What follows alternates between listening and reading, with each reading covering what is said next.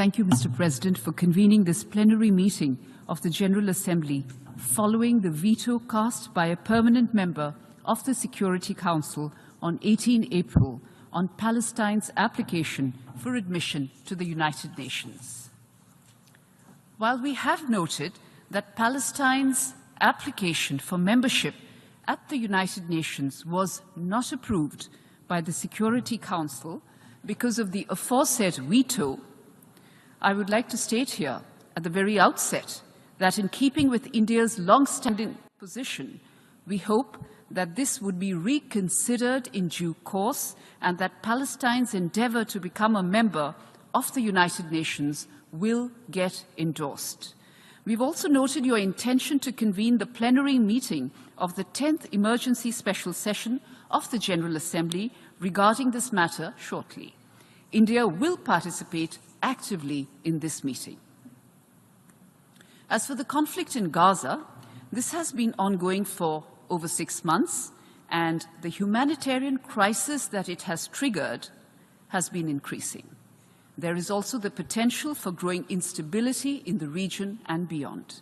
In this context, we view the Security Council's adoption of Resolution 2728 last month as a positive step. As for India's position on the conflict, I will make the following 4 brief points. 1. The ongoing conflict between Israel and Hamas has led to a large-scale loss of civilian lives, especially women and children, and a humanitarian crisis which is simply unacceptable. We have strongly condemned the deaths of civilians in the conflict.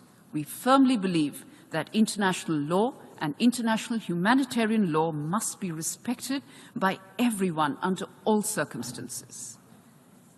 2, the terror attacks in Israel on 7 October were shocking, and they deserve our unequivocal condemnation. There can be no justification for terrorism and hostage-taking.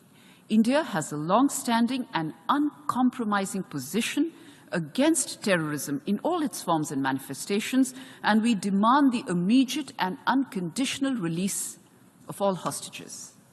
3, it is imperative that humanitarian aid to the people of Gaza be scaled up immediately in order to avert a further deterioration in the situation. We urge all parties to come together in this endeavor. We welcome the efforts of the United Nations and the international community in this regard. I will state here that India has provided humanitarian aid to the people of Palestine and that we will continue to do so. 4, my final point, my leadership has repeatedly emphasized that only a two-state solution achieved through direct and meaningful negotiations between both sides on final status issues will deliver an enduring peace.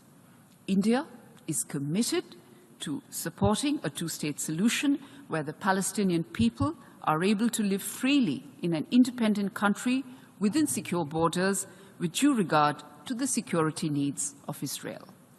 To arrive at a lasting solution, Mr. President, we would urge all parties to foster conditions conducive to resuming direct peace negotiations at an early date. Thank you.